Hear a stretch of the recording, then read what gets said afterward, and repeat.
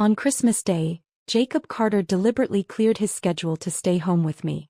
Feeling cheerful, I busied myself in the kitchen, preparing his favorite dish, grilled steak with creamy mashed potatoes. The warm candlelight cast a soft glow over the dining table, painting the perfect holiday scene. But just as I stepped out of the kitchen with the plates in hand, I froze. I heard his voice, speaking in German. "Baby, I can't come over tonight. I'll be there first thing in the morning." A woman's voice responded playfully, also in German. "Aren't you afraid Emily might hear you?" Jacob let out a scoff, his voice laced with disdain. "Afraid? Please. She's just a housewife who knows nothing beyond cooking and laundry. There's no way she understands." Then came the final blow. "Don't worry. Once she gives birth, I'll take the child and be with you." The plate slipped from my hands, shattering against the floor, the sharp crack cutting through the holiday stillness.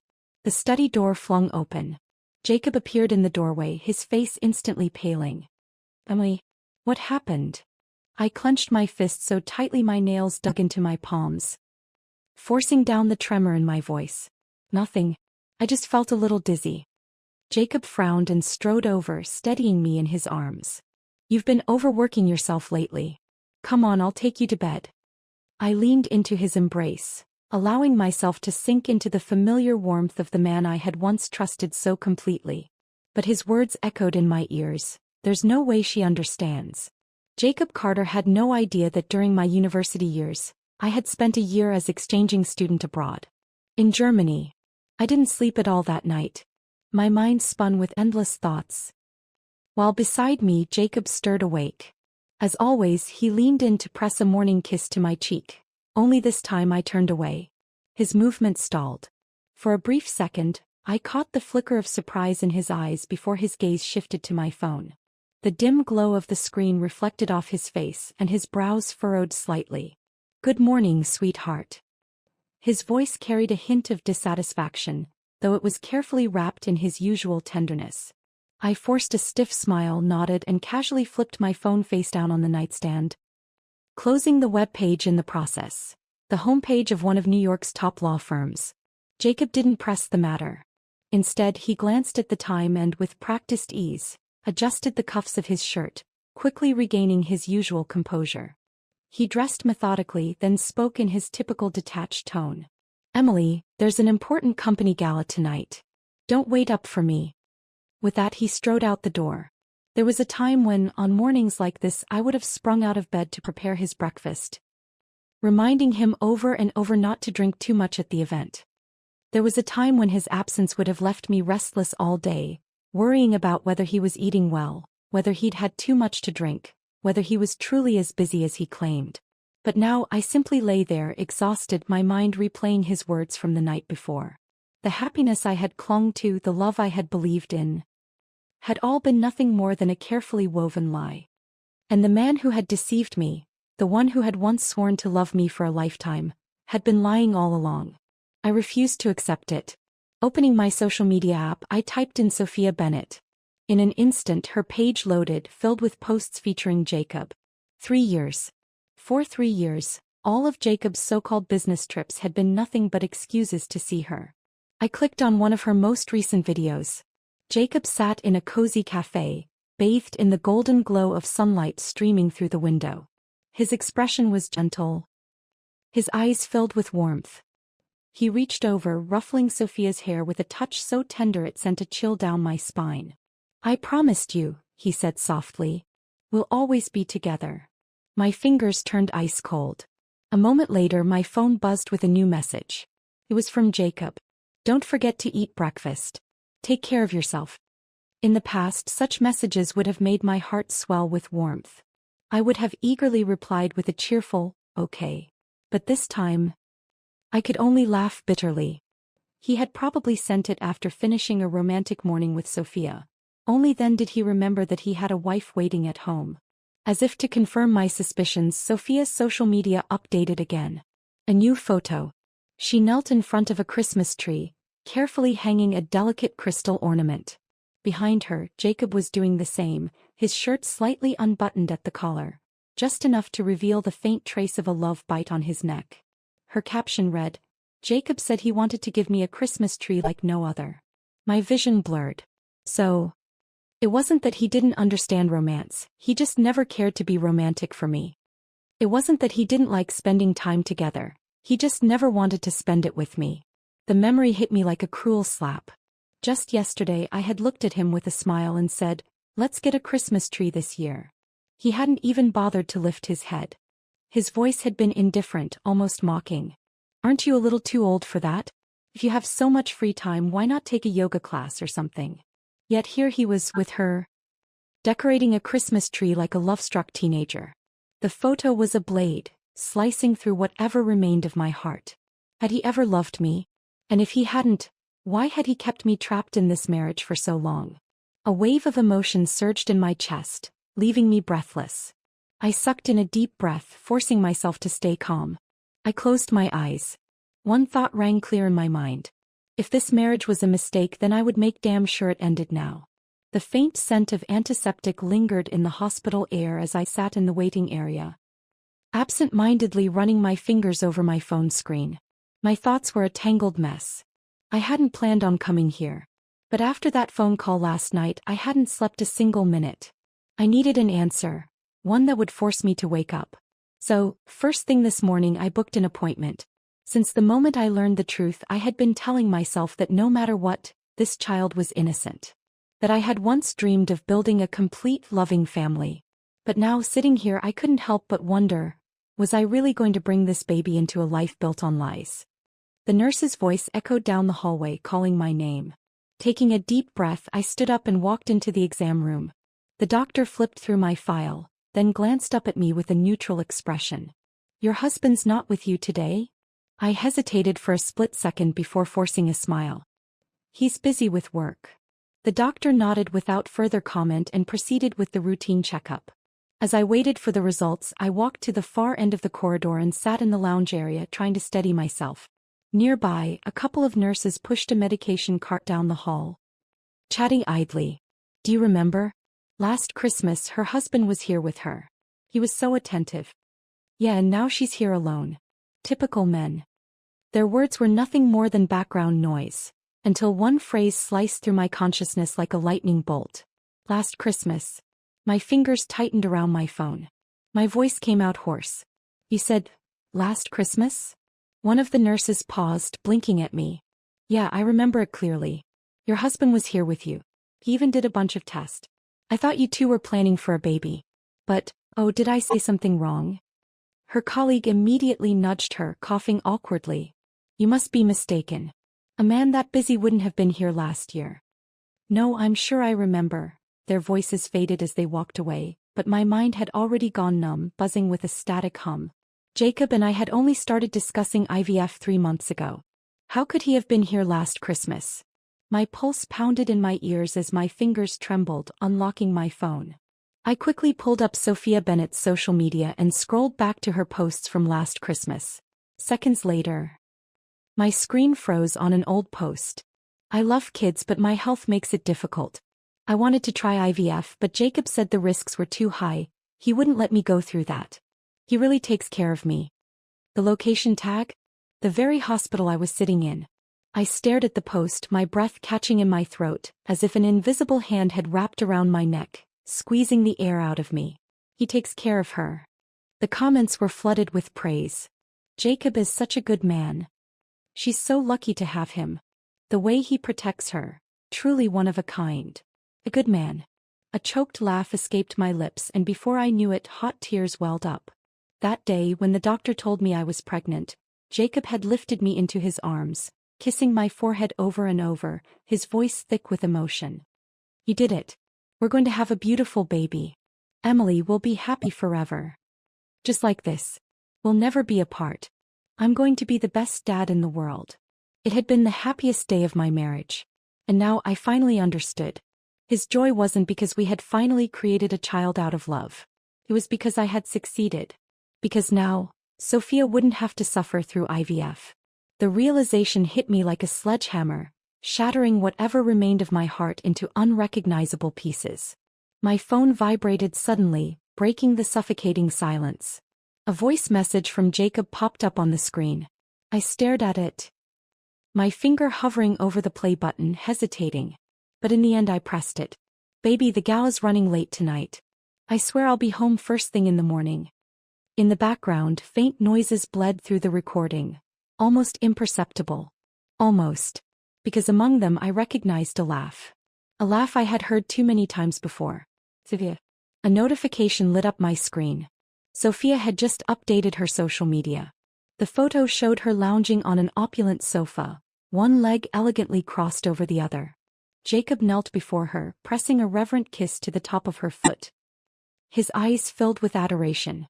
Caption: the price of being naughty. His punishment is giving me a foot massage. I stared at the screen, feeling as if every drop of blood had been drained from my body. This man who once swore to love me for a lifetime, was now kneeling at another woman's feet. A strangled sob clawed its way up my throat and I couldn't hold back any longer. Pulling the blanket over my head, I broke down in tears. My mind drifted, unbidden, to the past. To our very first Christmas together. Jacob had cut his business trip short just to meet me at the airport. Through the heavy snowfall, he stood tall, his suit dusted with flecks of white, his eyes impossibly soft as they met mine. He had reached for my suitcase, his voice warm and husky. Welcome home, Emily. Back then I truly believed we would grow old together. And then she appeared. Sophia.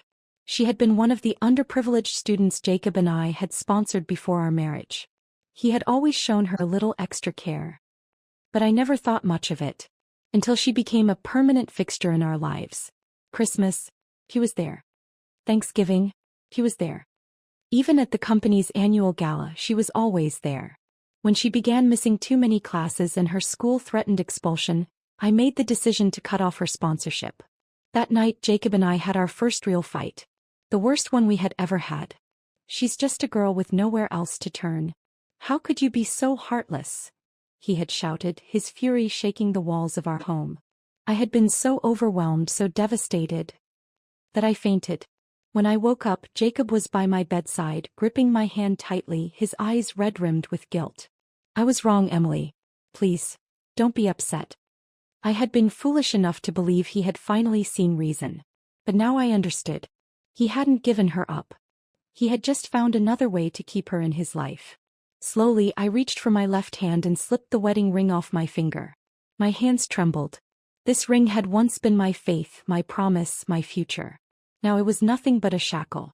I walked to the trash can, closed my eyes for a brief moment, then let go. The ring hit the bottom with a sharp final clink. Jacob Carter, you broke every vow you made. So now this marriage is over. I returned home alone. The apartment was quiet, almost unnervingly so. The Christmas decorations still hung on the walls, untouched, but to me the place felt foreign, like a hotel I had stayed in for too long without ever truly belonging. Dragging my exhausted body into the bedroom, I didn't bother turning on the lights. I collapsed onto the bed, letting the darkness swallow me whole. I wasn't sure how much time had passed before I finally reached for my phone. The screen lit up, casting a soft glow in the dim room. I stared at it as if making one call could somehow rewind everything, set things back on the right path. I hesitated. Then finally I dialed Linda's number. Linda, is the translation position at the company still open? The silence on the other end lasted longer than I expected. When she finally spoke, there was an awkwardness to her voice. Emily, I'm afraid that position has already been filled. I exhaled slowly, my voice steady, almost indifferent. By whom? Another brief pause. Then reluctantly she answered. Sophia Bennett. A short, breathy laugh slipped from my lips, cold, detached, tinged with disbelief. Of course. Jacob had made sure his mistress was well taken care of. I see, I said lightly as if discussing the weather. Thanks for letting me know. The moment I hung up, the screen dimmed, plunging the room back into darkness. And then I heard it. The sound of a key turning in the lock. Jacob was home. He pushed the door open, stepping inside with an air of exhaustion. His head was bowed, his eyes fixed on his phone as he scrolled through messages, a faint smile playing at his lips. It was the most genuine expression I had seen from him in a long time. Because the only time Jacob looked that soft was when he was looking at her. But when he finally lifted his gaze and met mine, The warmth in his face vanished in an instant, replaced by mild irritation and confusion. "Why are you still up?" I sat on the couch watching him carefully, my voice even. "I heard the company hired someone new for the translation position. Sophia, I think? That name sounds familiar. Wouldn't happen to be that Sophia, would it?" Jacob's expression flickered, so fast most people wouldn't have noticed. But I did. Then just as quickly he recovered, letting out a light chuckle. "Oh, I wasn't paying attention. The secretaries handle all that." "Is that so?" I murmured, nodding slightly, but I never took my eyes off him. Jacob, pretending not to notice my coldness, stepped closer. "All right, Emily. Enough overthinking. It's late. You and the baby need rest. I know I've been busy lately and I should have been home more, but everything I'm doing, it's for you. For our family. Don't you see that?" His voice was gentle, his words perfectly crafted, painting the same tired story of "I work hard, you should understand." But what he failed to realize was that I was no longer the woman who would sit and wait for him to come home. I didn't reply. I simply stood up and walked toward the bedroom. A few minutes later, Jacob followed. He loosened his tie, slipped off his jacket, and climbed into bed beside me with the ease of a man who believed he still belonged there. The scent of his cologne mixed with something else, something faint but unmistakable. A perfume that wasn't mine. As he reached out, his arm instinctively seeking to pull me against him, my entire body stiffened. Then without warning, my stomach twisted violently. A wave of nausea slammed into me, raw and uncontrollable. I shoved him away, scrambling off the bed, and stumbled into the bathroom, barely making it before I collapsed over the toilet. Dry heaving.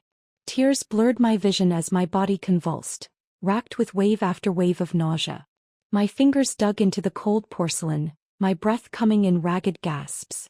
Behind me, I heard Jacob's footsteps approach. He hesitated, then knelt down. "Emily, are you okay? Maybe you've been pushing yourself too hard." His voice was laced with concern, but when he reached out to touch me, my body reacted before my mind could, flinching away from him as if his touch physically repulsed me. I squeezed my eyes shut, inhaling sharply, forcing myself to steady.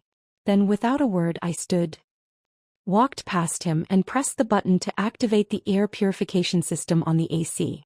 I needed to clear the air, because his presence made me sick. Jacob finally sensed something was wrong. He stood up, his sharp gaze sweeping over my pale face. His brows furrowed tightly and his voice dropped to a lower, coaxing tone. "You've been too emotional lately. You should get checked at the hospital. I'll go with you." I lifted my eyes to meet his, my voice calm, steady. "That won't be necessary."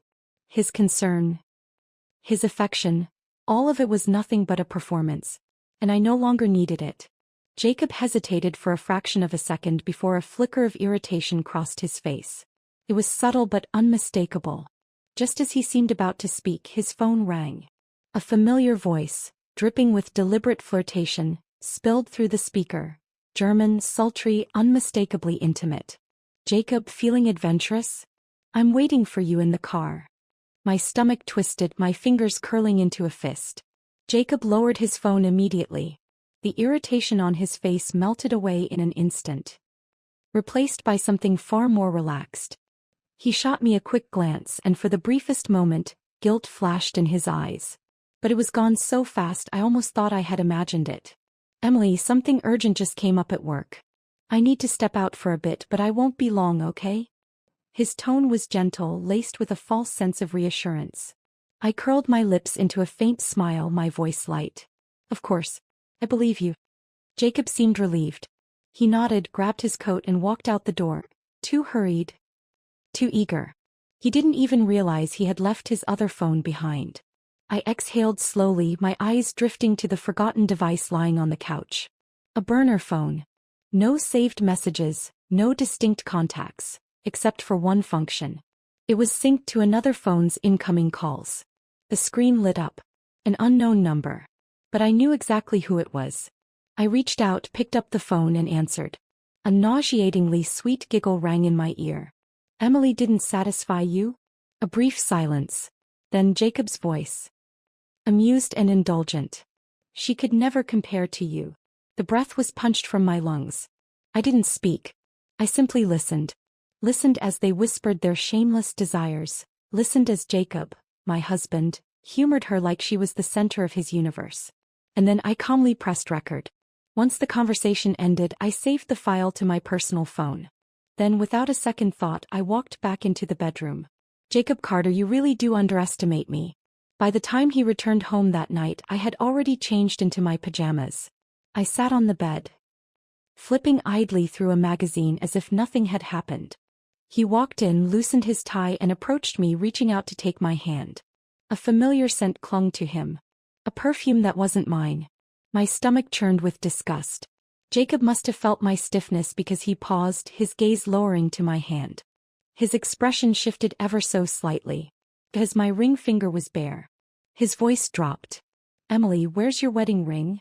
I glanced down at my own hand, rubbing my wrist absent-mindedly. My tone was casual, indifferent. Oh. I took it off during a hand treatment and forgot to put it back on. Then I lifted my eyes to meet his, a small, detached smile playing at my lips. It's just a ring, Jacob. You never wore yours either, did you? A flash of tension crossed his face. His Adam's apple bobbed slightly, but he had no response. We had never had a wedding. No vows exchanged before friends and family. No framed photos on the mantel. Just the rings. And even that he had refused to wear. He had claimed it was to protect me, to keep our marriage out of the public eye so I wouldn't be dragged into business politics. But now I saw the truth. It wasn't for my sake. It was for her.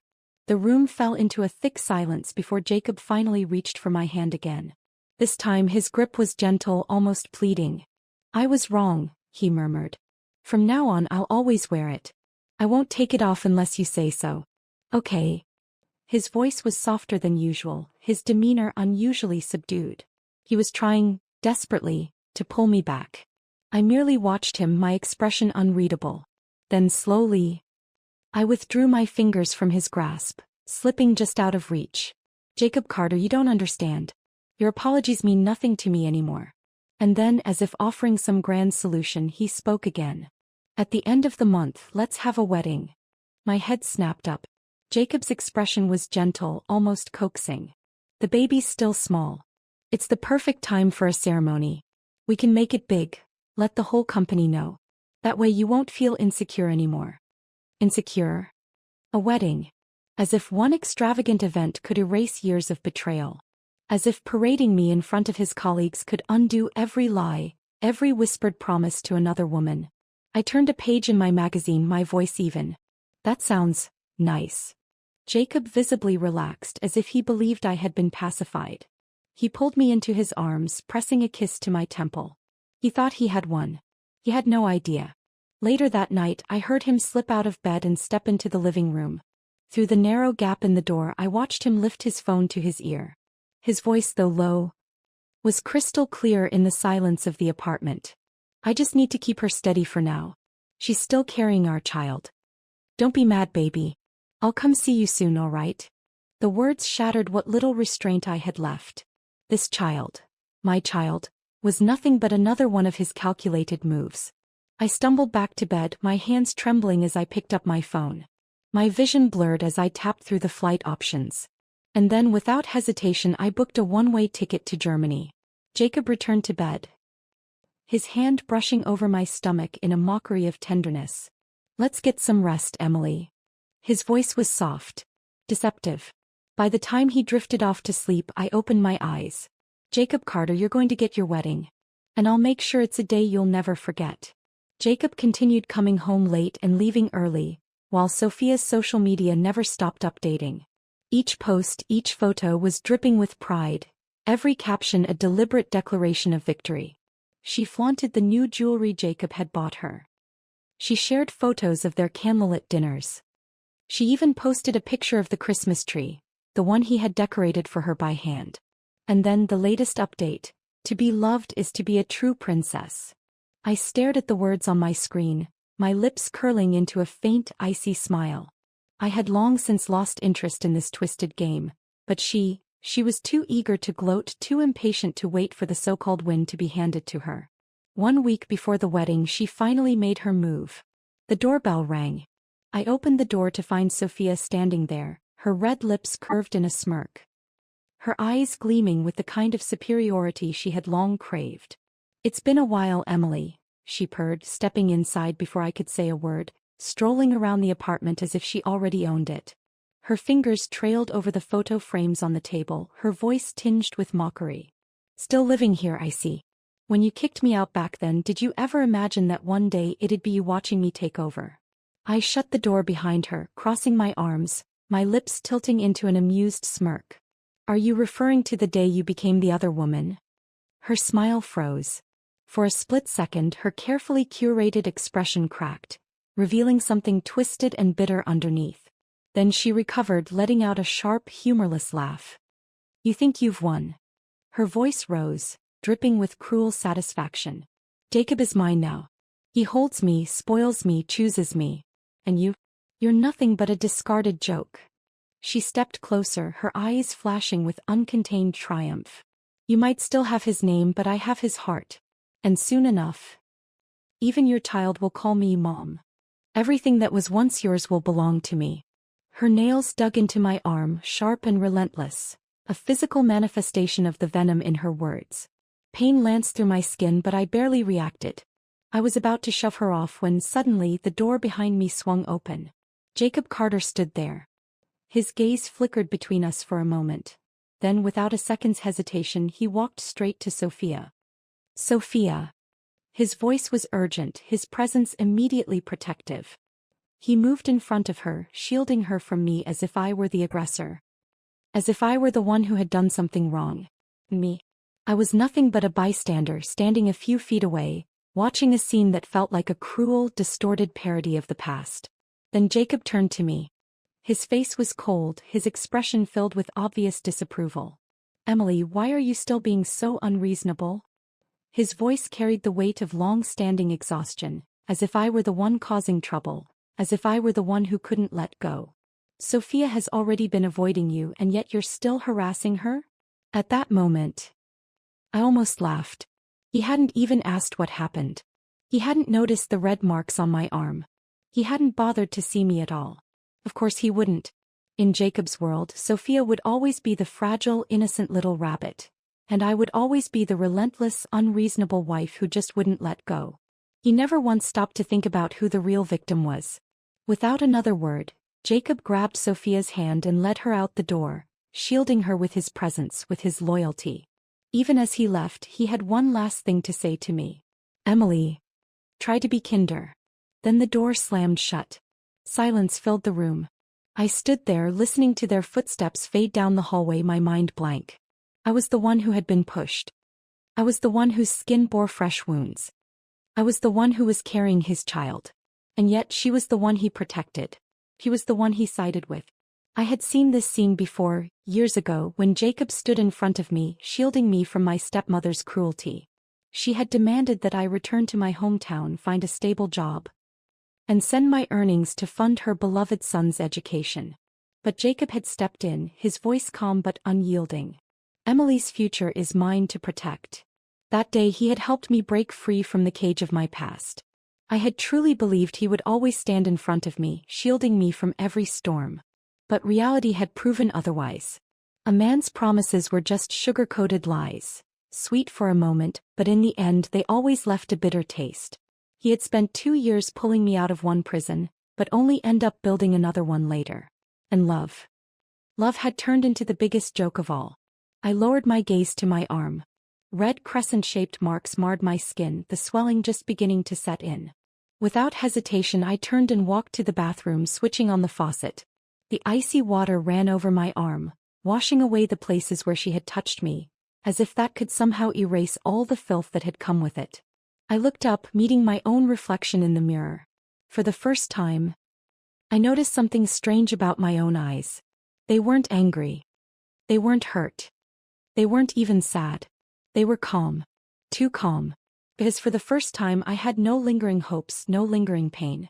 If he no longer loved me, why should I cling to the past? And more importantly, I didn't need his love anymore. 2 days before the wedding, Jacob Carter returned home.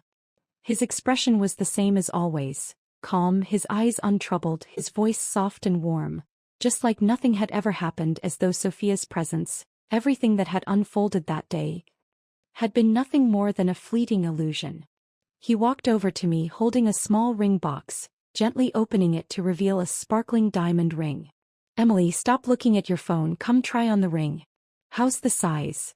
His voice was gentle, almost apologetic, like he was trying to make up for something. I glanced down at the box, my fingers brushing its cold surface, but I didn't take out the ring. I simply closed the box with a soft click and replied in a steady voice, "If the size fits, then it's fine." Jacob's gaze faltered for a moment, then his brow furrowed. Clearly displeased by my indifference. "Emily, can you stop being so guarded?" He sighed, a note of frustration in his tone. "There's nothing between me and Sophia. Why do you have such a big problem with a young girl like her?" I smiled faintly and pointed to the inner band of the ring. "You've got the wrong one." Jacob frowned and looked down. His face went pale as he saw the engraving inside. The name was clear, Sophia Bennett. I watched his face freeze, his attempt at hiding the truth crumbling. Panic flashing in his eyes. This ring had once belonged to her. I didn't have the patience to listen to his excuses. Without another word, I turned and walked into the bedroom.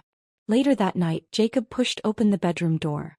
His expression was complicated, tinged with regret.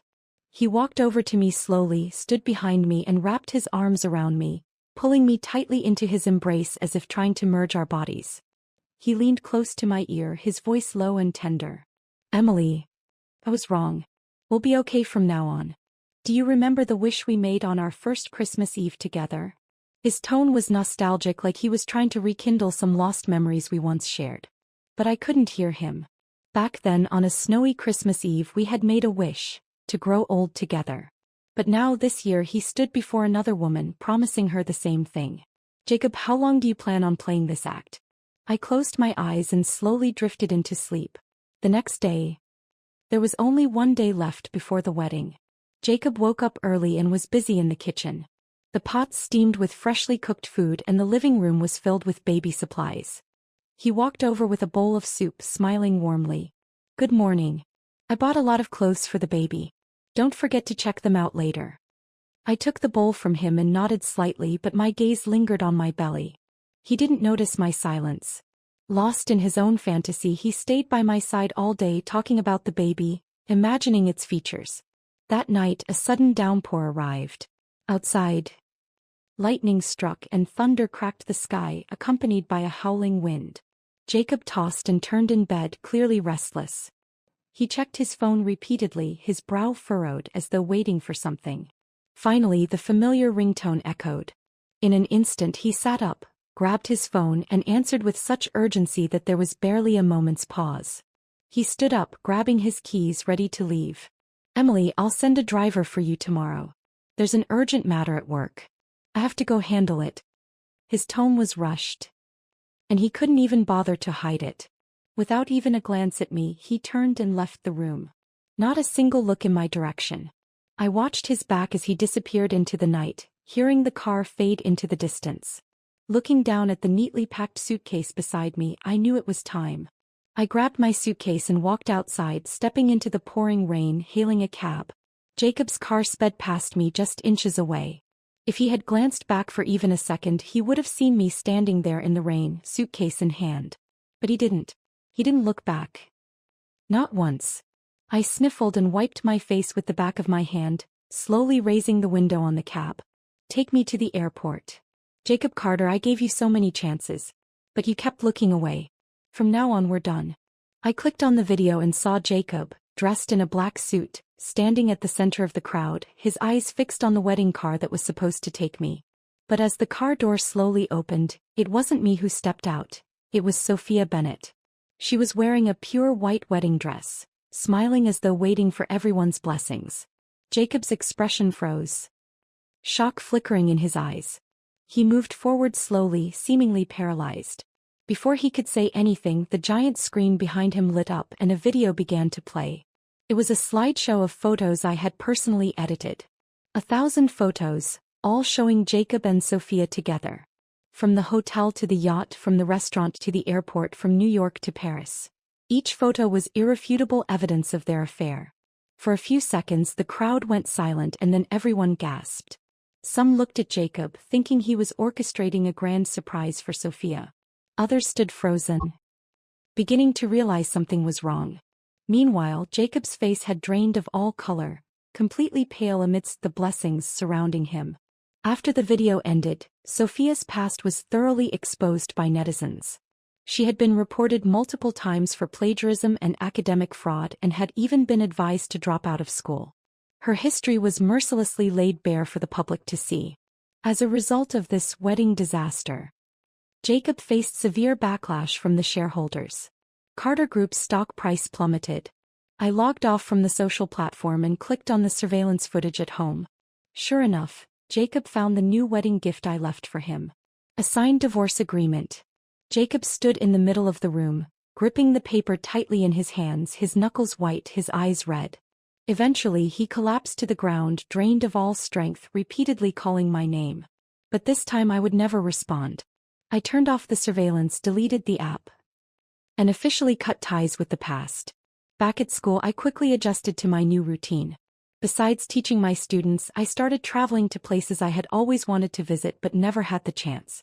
In the past, I had trapped myself in Jacob Carter's world, putting all my energy into a relationship that was never meant to fulfill me. But now I realized that loving myself was the most important thing. I was never just a housewife, only capable of cooking and cleaning.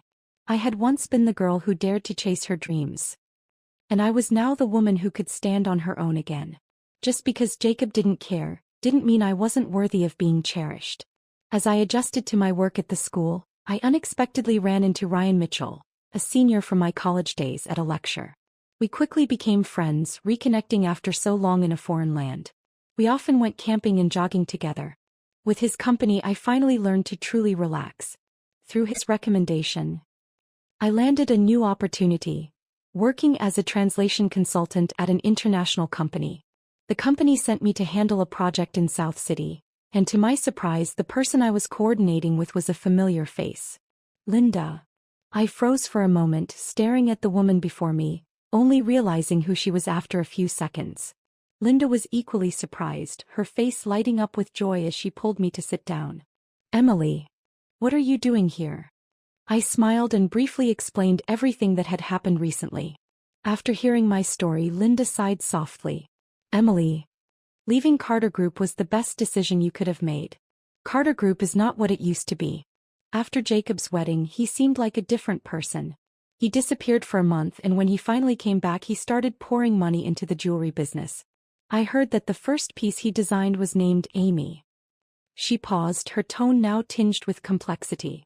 Everyone's guessing that it's named after his lover.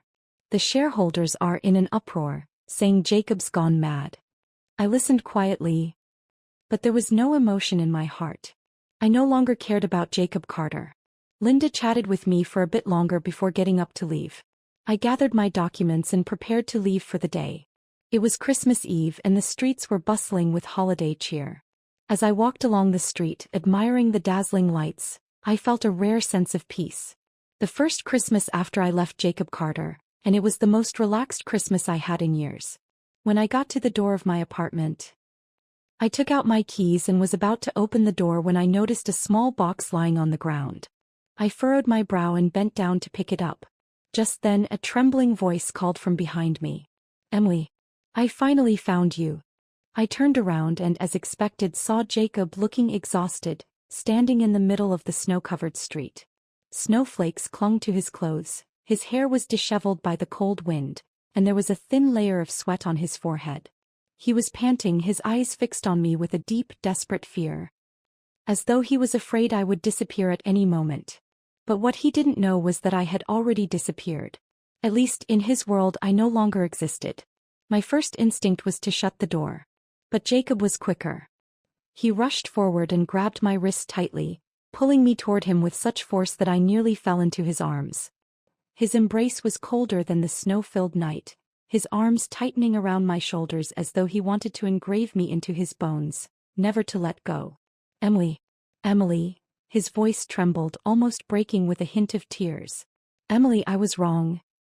I'm so sorry. Please don't punish me like this. Without you I can't live. Warm tears slid down my neck. I turned my head away in disgust, my eyes cold. Why was he crying? It was him who betrayed me, and yet now he was the one asking for forgiveness? Is it really true that only after losing something do we begin to regret it? Let go. I spoke coldly, my voice devoid of any softness. Jacob, however, didn't move an inch. He held me even tighter, like a drowning man clinging to a piece of driftwood, unwilling to let go even if it meant going down with it. My patience had completely worn thin. I shouted in anger, "Jacob, let go of me." His body went rigid and slowly his hands released their grip. His face was full of reluctance, his eyes shadowed with despair, but in the end he let go. "Emily, I realize my mistake," he said hoarsely, as though afraid his voice would break if he spoke too loudly. "I swear I'll never contact Sophia again. I'll do whatever you ask. We'll redo the wedding exactly how you want it. Please, Emily." His voice dropped to a whisper. His eyes filled with pleading. "Please, come back with me." He spoke with caution, as though every word was fragile, as if one wrong step would make me vanish forever. But sadly he understood nothing. I took a step back, increasing the distance between us. "Jacob, did you see the things I left for you? I want a divorce." Jacob's face went pale immediately, his body swaying slightly as though he could barely stay standing. His pupils constricted, his voice rough and hoarse. "What? Divorce? Emily, don't joke about this. How can we divorce? Here's 8 years of our relationship. And you're saying we can just end it like that?" His voice grew increasingly frantic, his eyes wide with panic, almost bordering on hysteria. "You must not have liked the wedding I planned. I know I don't have your taste, it's all my fault. Just wait until you come back, we'll plan everything again. I promise this time it will be exactly how you want it. Please." He continued talking to himself, his words tumbling out in a desperate stream, as if his one-sided belief that we could go back to how we were would somehow erase everything. As though time could heal it all. I couldn't stop myself from interrupting him. "Jacob, what right do you have to talk to me about 8 years of love when you've cheated?" The moment I spoke, his expression cracked. A fleeting panic flashed in his eyes. He froze for a long time, his lips moving without sound before he finally stammered out, "No, it wasn't like that, Emily. I was just confused. But the person I've always loved was you. I never imagined we'd end up apart. It shouldn't have been like this. I thought after the wedding we'd have a home, children, and live a happy life like before." I scoffed, my gaze full of mockery. "Your happy life was a string of betrayals, wasn't it? Watching me foolishly love you, torturing myself with sleepless nights because of the pregnancy, while you comforted me afterward?" Jacob's face shifted violently, his eyes turning red, like a trapped animal with nowhere to run. "No. Emily, I know you're suffering, but if I don't handle the company's problems, how can I give you and the child a good future? I'm in pain too." The words hit me like a slap and I couldn't help but clench my fists, laughing coldly. He had already been exposed and yet he was still pretending? He still had the nerve to say he was in pain? How many of those business dinners were really business? For 3 years, you and Sophia interacted non-stop on social media, promising me every Christmas that you'd stay by my side. But the truth? One phone call from Sophia and you'd rush to be with her. For 3 years you traveled with her, took countless photos, but when it came time for our wedding, you didn't even spare time for a single bridal photo shoot. Last Christmas, you went with her to undergo IVF, but you stopped her because you were worried about her. I stared at him deeply, my words deliberate, each one like a cold jab. "And what about me? What am I to you? Am I just a tool for you to have children, or am I the obstacle to your love?" Jacob jerked his head up, eyes wide with shock, as though it was only then that he realized what I knew. His lips trembled, his throat working as though he wanted to say something but nothing came out. I watched his pathetic expression, a mocking smile playing at my lips. "The child I'm carrying was actually meant for Sophia, wasn't it? You thought I didn't know? You really think I'm that foolish?" Jacob stood there, trembling in the snowstorm, panic and despair flooding his eyes. But none of that mattered to me anymore. The day he cheated, our relationship died. I no longer loved him.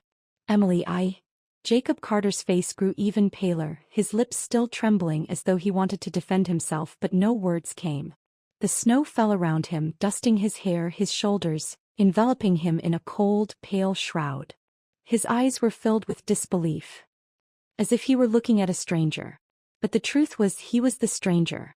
Jacob, do you remember the promise you made to me on our first Christmas together? Jacob looked at me, his eyes empty, lost in distant memories. But I knew he had already forgotten. That year Christmas Eve, he spent all his savings to book a couple's restaurant. I never believed in love that lasts forever, but when he stood before me holding a bouquet of flowers, I couldn't help but start to dream. Maybe we would grow old together. Jacob, a man of steel, unromantic and practical, but always giving me an unparalleled sense of security. I once craved that steady feeling from him, never imagining that one day I'd marry him. But that night in the candlelight he kneeled in front of me, holding my hand with sincerity, and made a vow. Emily, please believe me.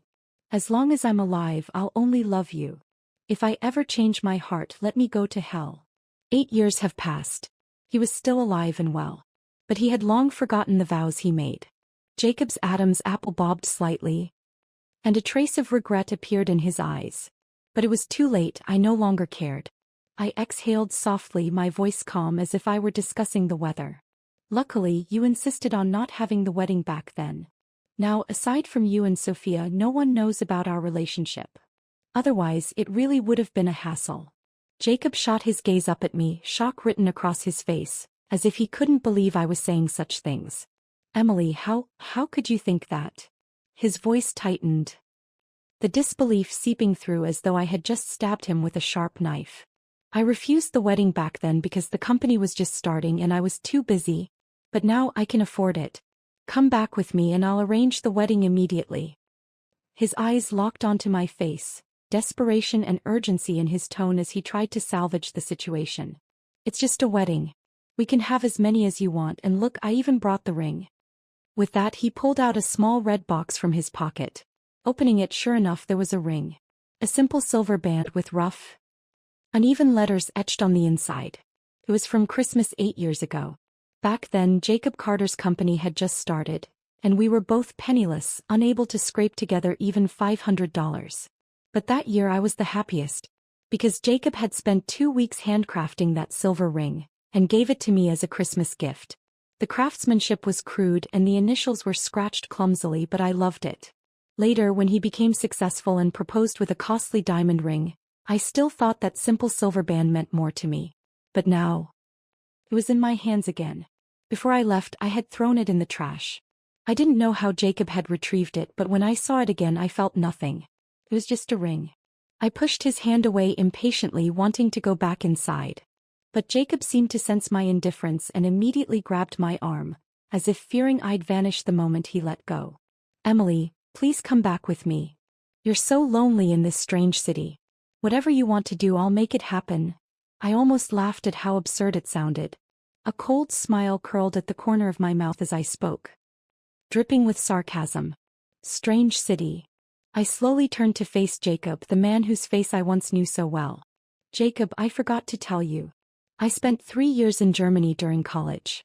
You didn't really think I didn't understand what you and Sophia were talking about on Christmas, did you?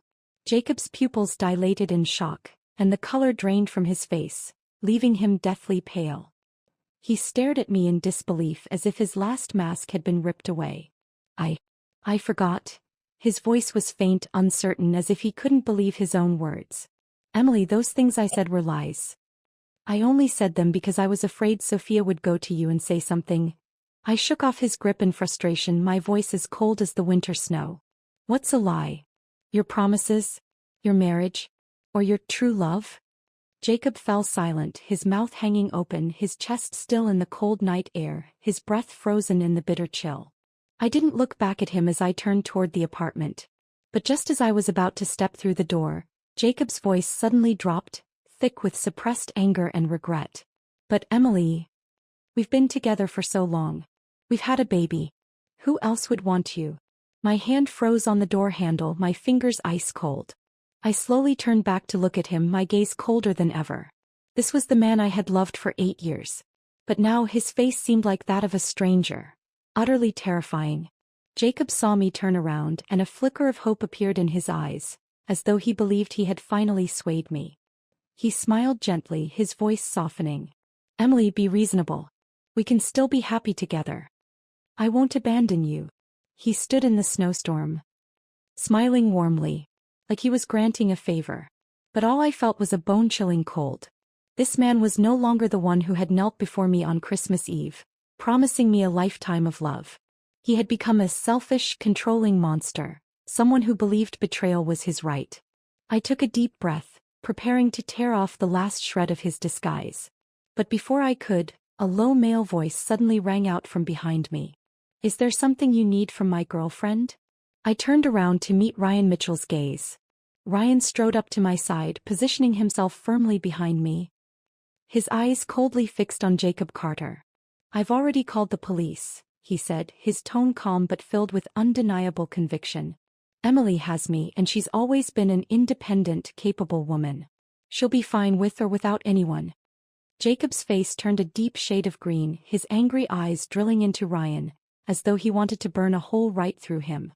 I'm Emily's husband, he ground out, his voice low with suppressed fury, his knuckles turning white. Who the hell are you to call her your girlfriend? Ryan chuckled darkly, a chilling aura surrounding him. Husband. He raised an eyebrow, casually patting the file in his pocket, his tone relaxed but laced with threat. Doesn't matter. I've already found Emily a divorce lawyer. Everything you've done, you're lucky it's not enough for 10 divorces. Jacob's expression twisted in fury. Veins bulged from his forehead, and his rage threatened to snap what little control he had left. His fists clenched tight, his gaze murderous, and in the next instant his arm shot up as if to strike Ryan. But before he could come any closer, the sound of sirens tore through the quiet night. Several police officers rushed forward, swiftly restraining Jacob and dragging him away. He struggled violently in the snow, his eyes wide with despair. Emily. But I just stood there, coldly watching as he was taken away, unmoved. Ryan gently patted my shoulder, offering a small smile before turning to follow the officers to handle the aftermath. The night deepened and the snow gradually ceased. I sat on the swing in front of the apartment, gently swaying. The cigarette's ember flickered, casting a faint red glow in the dark. My phone buzzed nonstop. I opened the message and it was from an unknown number. Emily, do you think you've won? I'm pregnant. It's Jacob's. I scoffed and quickly turned off my phone. Was it pitiful? Maybe. Was it laughable? Of course. She had wagered everything, only to gain a man as hollow and deceitful as Jacob. She thought she had won, but in truth she was standing exactly where I once did, repeating my pain. In the end she would lose much worse than I ever did. Just as I was lost in my thoughts, Ryan's voice broke the silence. What are you daydreaming about? I snapped back to reality and saw him walking toward me, holding a cup of warm chocolate milk. He casually sat down on the other swing, rocking it gently as a smile tugged at the corner of his mouth. Thanks. I raised an eyebrow and took the milk, smiling at him. Thanks for what? Ryan flashed a slightly mischievous grin. Thanks for letting me take advantage. I just told the police you're my girlfriend. I couldn't help but laugh softly. Ryan had called me his girlfriend to help me get rid of Jacob. But the part about him finding me a lawyer? That was real. At this point I couldn't accept being Jacob Carter's wife any longer. With the lawyer's help, the divorce proceedings went smoothly. Jacob Carter hadn't been around for a long time, especially after Sophia Bennett's pregnancy scandal. I thought he'd disappear for a lot longer. But when I returned home to finalize the divorce, Jacob showed up again. He stood there looking utterly exhausted, his face dark and drawn, eyes shadowed with a bruised, lifeless look. In just a month it seemed like he had aged 10 years. The once confident and charismatic Jacob Carter now appeared as a shell of himself. Emily. His voice was hoarse, his gaze full of desperate pleading. Can you give me a little more time? I'll fix everything soon. He stared at me as if I were his last lifeline. But I simply brushed past him coldly, my voice flat, as though I were stating something unimportant. Don't make me hate you too much. Jacob's face drained of color and his lips quivered slightly. In the end he just managed a bitter smile, standing still as he watched me walk away. Months passed and Jacob's life turned out to be nothing like he had imagined. His relationship with Sophia, which he thought would be perfect, was fraught with constant tension. The pregnancy was more demanding than he'd expected. And Sophia's mood swings were increasingly difficult to handle. What had once seemed like a fresh start quickly became a constant battle. Arguments over trivial things, long silences, and an overwhelming sense of regret that Jacob couldn't shake off. He missed the stability he'd once taken for granted, the comfort of having someone who truly understood him. And now he had no one but Sophia, who seemed more distant than ever. Occasionally, Jacob would show up outside my apartment, his eyes desperate, as if he still believed he could win me back. But each time, I looked at him with indifference, unmoved by his apologies or the hollow promises he continued to make. His words had lost their weight, and his regret was no longer something I could sympathize with. As for me, I had found a new direction in life. I had taken the time to rediscover my own dreams, to rebuild what I had lost. I was no longer the woman I had been with Jacob, lost in his world, living for someone else. I was Emily, strong and independent, learning to love herself again. And in that process, I had slowly grown closer to Ryan. It wasn't just the convenience of being with someone who cared for me. It was the connection we had, the way we understood each other without needing to speak. His presence felt like home, like the beginning of something real, something that wasn't built on lies or broken promises. And then there was my child. When I made the decision to raise my baby alone, people warned me how difficult it would be. And they weren't wrong. There were sleepless nights, exhausting days, and moments of overwhelming doubt. But every time I looked at my child's face, I knew I had made the right choice. This was a love that was pure, unwavering, untainted by betrayal or regrets. I built a life for us, balancing my career and motherhood with a strength I never knew I had. I no longer needed anyone to validate my worth. I had already proved it to myself. My child didn't grow up lacking anything because I gave them everything I had. We were happy in a way I never could have been in a loveless marriage. I realized that the pain I had endured wasn't a curse, but a lesson. I had allowed myself to be consumed by someone else's choices, by his love that was never truly love. But now I could see clearly. I didn't need anyone to complete me. I was complete on my own. And if love were to find its way back into my life, it would come naturally, without demands or compromises. Looking ahead, I felt a sense of peace I hadn't known in years. The future was uncertain, but it was mine to shape. There was no more dwelling on the past, no more trying to fix what was never mine to fix. I would no longer allow anyone to define me, and that was the greatest freedom I had ever known. Whatever came next, I was ready.